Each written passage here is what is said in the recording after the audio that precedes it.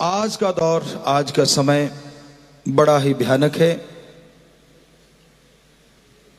आज पूरी दुनिया में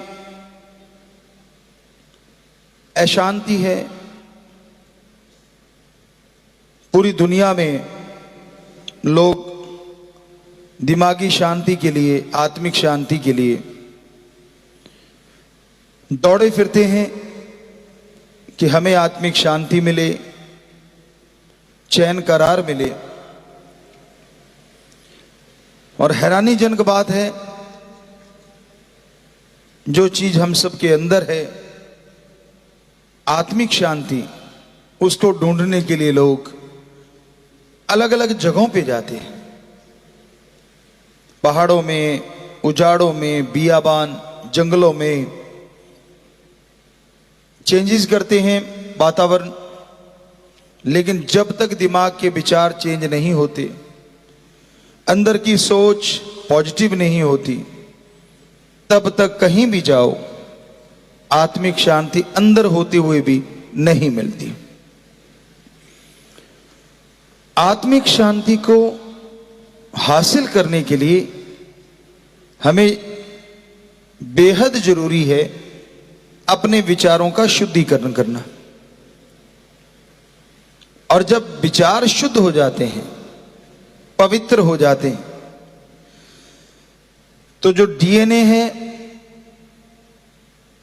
वो जो सेल्स हैं, वो और मजबूत होंगे।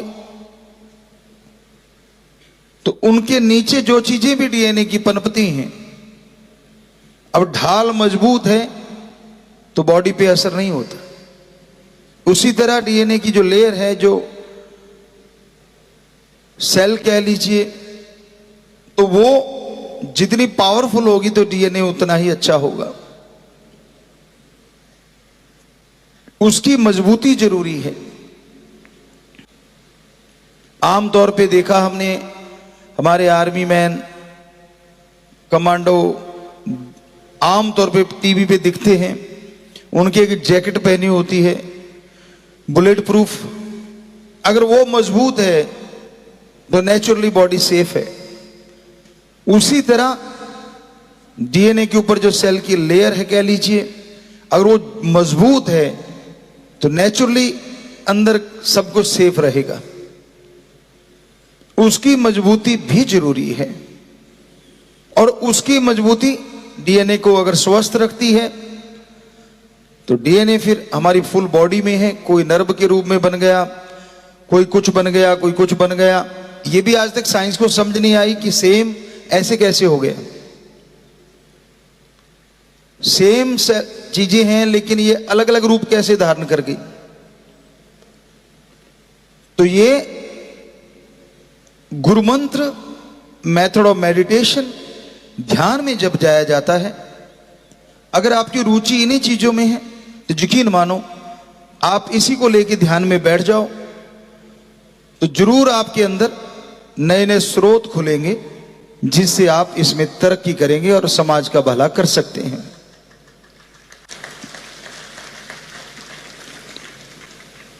क्योंकि पॉजिटिविटी आज पूरी दुनिया के लिए बहुत बड़ी जरूरत है। नेगेटिविटी चारों तरफ, आदमी के दिमाग में, सोच में जब नेगेटिविटी चलती है तो वो किसी को पॉजिटिव नहीं कर सकता। कहते हैं ना, जैसा खुद का तराजू होता है, सामने वालों को उसी में तोलता है। आदमी के खुद के विचार अगर भ्रष्ट हैं, विचार गिरे हुए हैं, तो सामने वाले को कभी नहीं मानेगा कि वो शुद्ध हो सकता है। और जिसके विचार शुद्ध हैं, उसको यूं लगता है सारी दुनिया ही ठीक है। दुनिया ठीक हो ना हो, जिसके विचार शुद्ध हैं, सुमरन करता है, उसके अंदर एक असीम शांति आती है। और जो खुद शांत है, वो पूरे समाज, पूरे देश, पूरे वर्ल्ड के लिए एक नायाब तोहफा है।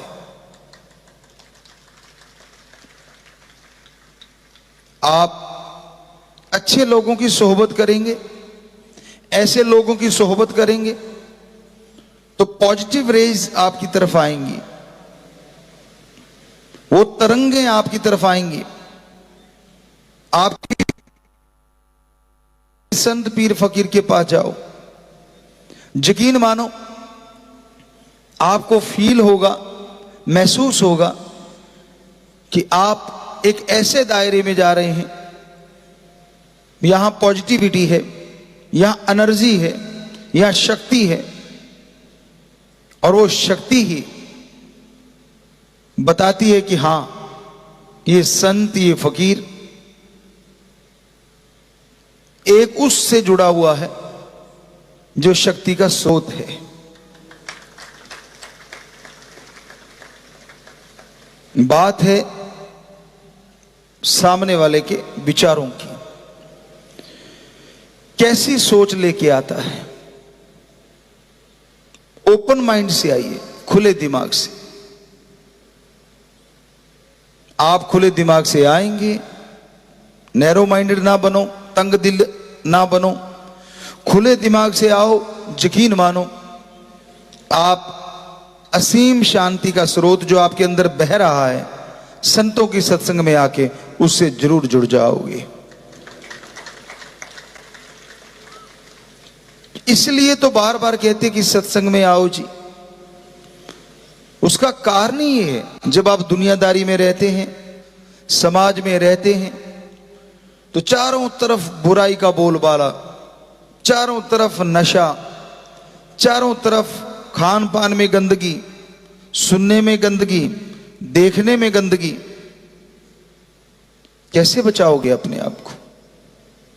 तो सत्संग में आओ, एक ऐसी लेयर, या दूसरे शब्दों में वही जो अभी बताया कि हमारे जवान जब कहीं ऐसा आतंकवादियों से, या देखा है खबरों में, मुकाबला होता है तो वो जैकेट पहने होते हैं, बुलेट प्रूफ जरूरी होता है। तो उसी तरह सत्संग में आओ और रूहानियत की एक ऐसी जैकेट पहन जाओ ताकि समाज की बुराइयां आपके आत्मा को भेद ना पाए, आपके दिमाग में छेद कर ना पाए। सत्संग में आने से आदमी के विचार शुद्ध होते हैं। खुले दिल से सुनो, अपने विचार छोड़ दो। आप किन विचारों के स्वामी हैं वो तो संतों को पता चल ही जाता है। अहंकार त्याग के बैठो, कहीं भी जाओ, या संत महापुरुषों की, हमारे सभी धर्मों के महापुरुषों की पवित्र वाणी चल रही हो, या कोई संत बात कह रहे हो, ध्यान से सुनिए। आपको पता चल जाएगा कि कितनी एनर्जी होती है वहां, पॉजिटिव एनर्जी, कितना आनंद आता है। और यह संभव तभी है ना जब आप सत्संग में आओगे और बैठोगे और ध्यान से सुनोगे। आपस में बातें ना करो। ये श्वास अनमोल बन रहे हैं आपके, फील करो उसको, महसूस करो। श्वास तो हम सारा समय ही लेते रहते हैं, इसके बिना तो गाड़ी चलती नहीं। लेकिन जब सत्संग में बैठते हो, वो श्वास महक जाते हैं, वो श्वास परमपिता परमात्मा के चरण कमलों में जाके टकराते हैं, और जब वापस आते हैं तो आपकी आत्मा को शक्ति देते हैं। ये महसूस करने की बात है। जब आप एकाग्रचित होकर बैठोगे, जब आप बाकी के विचारों को छोड़ के बैठोगे, तभी तो कनेक्शन जुड़ेगा। अब वो प्लग में शू डालते हो, तारें डालते हो, आप जरा सी दूर रह जाए तो काम नहीं करती। अच्छे से लग जाए, प्लग इन हो जाए तो लाइट जलती है, इंस्ट्रूमेंट ये जितने भी बच्चे बजा रहे हैं ये चलते हैं। अगर लूज हो जाए तो कनेक्शन कट जाता है। उसी तरह जब सत्संग में बैठो, ओम परमपिता परमात्मा उस दाता के चरणों में ख्याल जमा के बैठो। आंखें खुली है तो क्या हो गया, ध्यान तो वहां लगाइए, सिक्स सेंस को कंट्रोल करके उसी में लगाइए, यानी एकाग्र चित्त होके सुनिए। तो यकीन मानो जब सत्संग से उठोगे अपने आप को फूलों की तरह हल्का महसूस करोगे। गम दुख चिंताएं हो सकता है सत्संग में ही छूट जाएं। और ये कोई छोटी बात नहीं होती। यहां जो बुजुर्ग बैठे उनसे पूछो, जिंदगी का तजुर्बा है जिनको ज्यादा, इसलिए कह रहे हैं। कितने मरहले कितने पल आए होंगे उनकी जिंदगी में, उनकी लाइफ में, जिसमें वो पता नहीं कितने बार मरे होंगे, कितने बार जिए होंगे, कितना स्ट्रगल किया है होगा। उनको मालूम है गम दुख दर्द चिंता टेंशन क्या होती है। या वो बच्चे जो ड्रग से जुड़ गए, नशे से जुड़ गए, हर सवेर उनके लिए एक दर्दनाक होती है। खास करके जो गरीब घर से हैं, मजबूर हो जाते हैं, नशे के गुलाम हो जाते हैं। मां बाप दिहाड़ी मजदूरी करके लाते हैं, उतना ही पैसा होता है या खुद भी करता है कुछ, तो उतना ही खान पान घर में आ सके। अब उसमें से नशे के लिए भी पैसा निकालना है, नहीं निकालते तो शरीर टूटता है, दर्द होता है। तो कितनी बेचैनी होती है उन बच्चों को, कितने तड़पते हैं बेचारे। ठीक है, गलती उनसे हो गई, जवानी की नादानी, या कह लीजिए बचपन की भोलापन उन पे हावी हो गया, यार दोस्तों की सोहबत बुरी मिल गई, संग बुरा मिल गया और वो नशे में पड़ गए। पर ये तो कोई उनसे पूछे कितना दर्द होता है उनके, क्योंकि मेंटलिटी बन गई है ऐसी कि ये नहीं लूंगा तो दर्द होगा, ये नहीं लूंगा तो शरीर टूटेगा, नशा नहीं करूंगा तो मैं मर भी सकता हूं। तो दिमाग ऐसी चीज है जो आप सोचते हैं ना उसे क्रिएट कर देता है।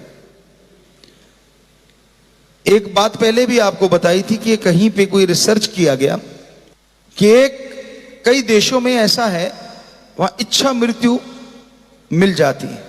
मान लीजिए कोई भयानक बीमारी हो गई तो वो कोर्ट में कानूनन जाते हैं और वो इच्छा मृत्यु उनके लिए कह दी जाती है, या कानून पास हो जाता है कि ठीक है भाई तू इच्छा मृत्यु का हकदार है। कोई ऐसी भयानक बीमारी होगी, रोज तड़फ रहा है, तो वो चाहता है कि मैं अपनी मर्जी से मरना चाहता हूं, तो उसको परमिशन मिल जाती है। तो ऐसे किसी इंसान को कहते हैं परमिशन मिल गई, तो डॉक्टरों ने कहा तू मरने जा रहा है, साइंटिस्ट कहने लगे तू तो मरने जा रहा है, तो हम एक प्रयोग करना चाहते हैं। कहने लगे क्या? कहते ये कोबरा है, एक सांप दिखाया, बजाय इंजेक्शन लेने के क्यों ना इससे आपको डसवा दें, आप मरोगे भी और हम रिसर्च कर लेंगे, हमें पूरा पता चलेगा कि इसका जहर कैसे कैसे असर करता है और समाज के लिए आप जाते जाते कुछ भला कर जाओगे। तो वो मान गया। कहते तेरी आंखों पे पट्टी बांध देते हैं क्योंकि सांप को काटता देख के तू और ज्यादा डरेगा। कहने लगा ठीक है कोई बात नहीं, बांध दो। कहते उसकी आंखों पे पट्टी बांध दी। वो जो जहर का इंजेक्शन या जैसे भी मौत देते थे उसकी बजाय कहते सांप से कटवाएंगे। तो उन्होंने क्या किया, एक निडल ली, इंजेक्शन जो लगता है सुई, वो निडल ली और उसके कहीं पे 2 बार ऐसे मारी, कुछ ही देर में उसकी मौत हो गई। सिंपल निडल जिसमें कुछ नहीं था, ना जहर ना कुछ और। हैरानी तब हुई जब उसका पूरा चेकअप किया गया, पूरी बॉडी का, पूरे शरीर का, कि उसके शरीर में ना तो कोई दिमाग फेल हुआ ना हार्ट अटैक हुआ, बल्कि 2 कोबरा का पॉइजन मिला। हैरानीजनक बात, सांप ने काटा ही नहीं। वो एक निडल थी जो खाली थी, एक सुई थी जो कुछ नहीं था उसमें। तो हमारे दिमाग ने या ये कह लीजिए डीएनए ने या जो भी है, इतना क्रिएट कर दिया कि पॉइजन अंदर बन गया और आदमी उस पॉइजन से मरा। कितनी हैरानीजनक बात है। तो आप हमसे लिखवा लो, पर ये हकीकत है कि आप जो सोच लेते हो आपका दिमाग वो ही क्रिएट कर देता है। बूढ़े हो गए तो 40 साल के बूढ़े, नहीं हुए नहीं, कुछ नहीं हुआ, ऐसी कोई बात ही नहीं है। तो यहां 90 साल के भी जवान होते हैं। एक्सरसाइज तो करनी होगी ना, सोच के साथ एक्सरसाइज भी जरूरी है, वरना मसल डेड हो जाएंगे, मसल आपके कमजोर हो जाएंगे। तो एक्सरसाइज करते रहो, सोच पॉजिटिव रखो, तो जिंदगी में बहारें आएंगी। बैठे बैठे सोच लो तो नहीं मैं तो गया, जरा सा सिर दर्द, ओ मर गया। अरे क्या है, सिर दर्द हुआ, जरा सा गर्म सर्द होगा, थोड़ा इधर उधर हो गया होगा, क्या खास बात है, मत लो दवाई, अपने आप को कंट्रोल है, कुछ नहीं है तो कुछ नहीं है। चारपाई पे लेट के मर गया, आय हाय। तो जो बच्चे बाहर ही नहीं निकलते नेचुरली, ज्यादा उनके साथ हो जाता है। जो सारा दिन फोन से चिपके रहना, कंप्यूटर पे लगे रहना, कईयों का मजबूरी है, नौकरी है, मानी बात, लेकिन ऐसा टाइम निकालो, सुबह शाम एक्सरसाइज करो, ताकि बाकी मसल अगर पावरफुल होंगे, स्पोर्टिंग मसल होते हैं, हर गेम के लिए स्पोर्टिंग मसल होते हैं।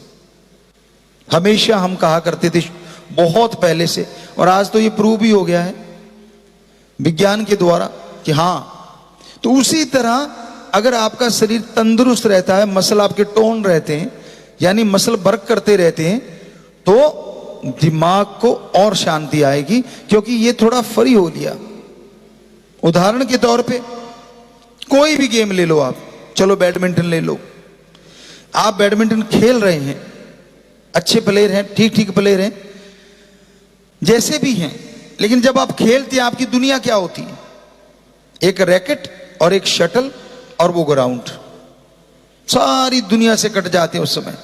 ये एक तरह का अलग तरह का मेडिटेशन ही है, क्योंकि उस समय आपका ध्यान फोकस होता है शटल पे, रैकेट पे और ग्राउंड पे। बाकी कहां क्या टेंशन परेशानी सब दूर हो जाती है उन क्षणों के लिए, उन पलों के लिए। तो जरा सोचिए, अगर गेम एक ऐसा मेडिटेशन है, जितनी देर खेलते हो उतनी देर आप टेंशनों से परेशानियों से दूर हो जाते हो, तो सत्संग तो एक ऐसा जबरदस्त गेम है, जब आके बैठोगे और सुन लोगे तो यकीन मानो जन्मों जन्मों के जो आपकी टेंशनें परेशानियां वो दूर हो जाएंगी।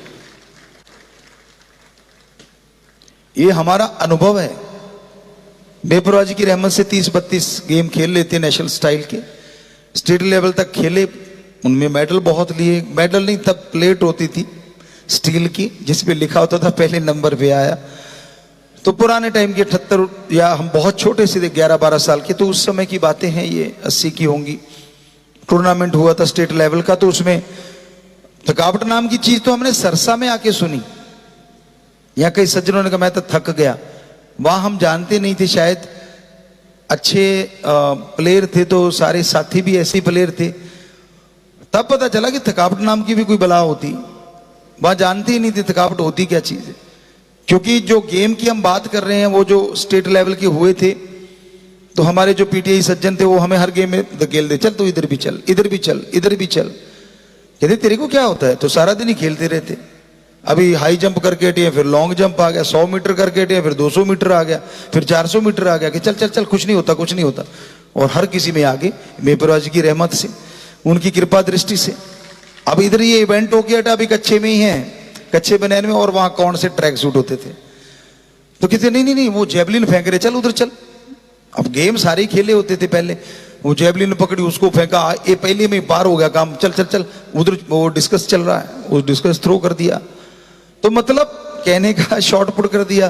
तो साथ साथ गेम होते थे, तो फटाफट एक पहले वाले में काम हो जाता था बेपरवाह जी की रहमत से। वो कहता मैं आवाज दे दूंगा, पीटी कहता कोई और आगे निकल गया ना तो तीसरा फेंक लेना, दूसरा फेंक लेना, 2-3 होते थे।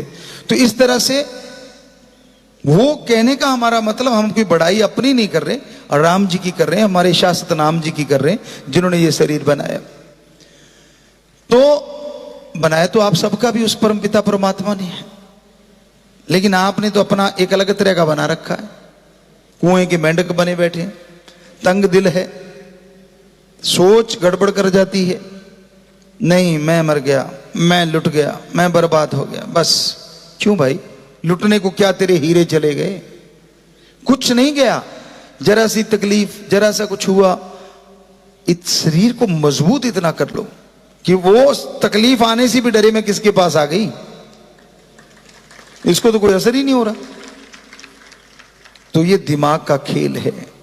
जिंदगी यहां से और ये डीएनए से, सत्संग में आने से डीएनए पावरफुल होता है, क्योंकि पॉजिटिविटी जब आती है ना तो जितने भी सेल्स हैं वो हमारे मजबूत होते हैं और उनके नीचे पनपने वाली सारी चीजें स्ट्रांग होती चली जाती हैं। तो इसलिए हम बार बार कहते रहते हैं सत्संग सुना करो। अब आप आए होंगे, पता नहीं घरों से कितनी परेशानी या कोई मुश्किलें, हालांकि हमारे सत्संगी बच्चे जो सुमरण करते और बचनों के पक्के और दृढ़ यकीन है, बहुत कम रह गई होंगी ये मुश्किलें परेशानियां, नाम मात्र, वो भी सुमरण ना करने की वजह से, बचनों पे पूरा अमल ना करने की वजह से। वचन को बचनों की तरह मानो। एक बच्चे की बात आपको सुनाते हैं। हमारे पास वकील सज्जन आए और कहने लगे जी, बाहर विदेशों में था वो बच्चा, कि जी उसके कोई आंखों में कोई परेशानी आ गई, क्या किया जाए? वो भारत में भी आना चाहते हैं, यहां आ रहे हैं, तो क्या वहां दिखाएं? वहां के डॉक्टर कह रहे हैं ऑपरेशन होगा, ये होगा, वो होगा। तो क्या किया जाए गुरुजी?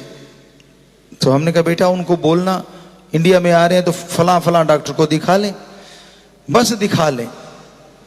तो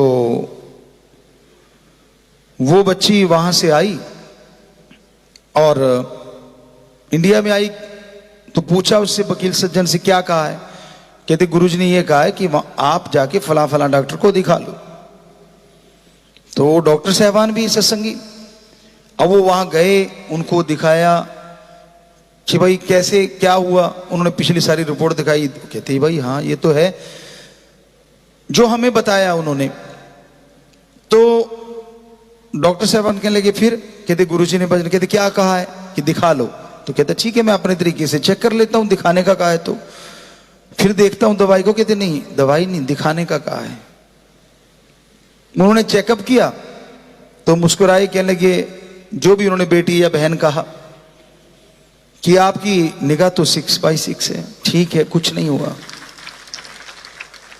अब आप बताइए वहां से अगर कोई चल के आता है, यहां से इलाज कराने लोग बाहर जा रहे हैं कि वहां बढ़िया इलाज है, इसका मतलब उन्होंने तो अपने तरीके से सही बताया होगा कि आंख का ऑपरेशन होना है, ये है वो है।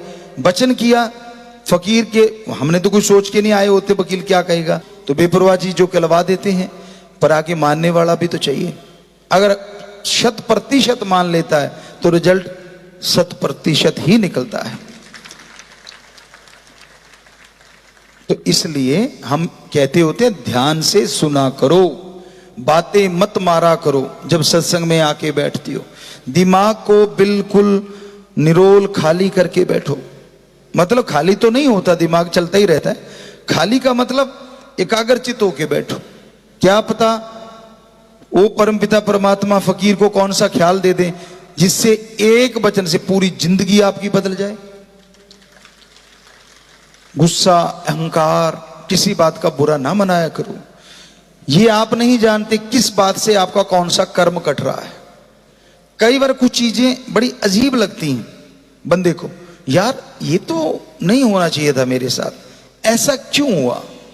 क्या पता ऐसा होने से आपका कोई कर्म कट गया हो, आने वाले फ्यूचर में आपके साथ कुछ गलत होने वाला हो, वो थोड़े से में ही आपका कट गया हो। आपका मन ने मरोड़ा दिया, आपको गुस्सा लगा, आपने बट खाया, उतने से काम चल गया। हो सकता है कहीं झगड़ा करके सिर पड़वा लेते।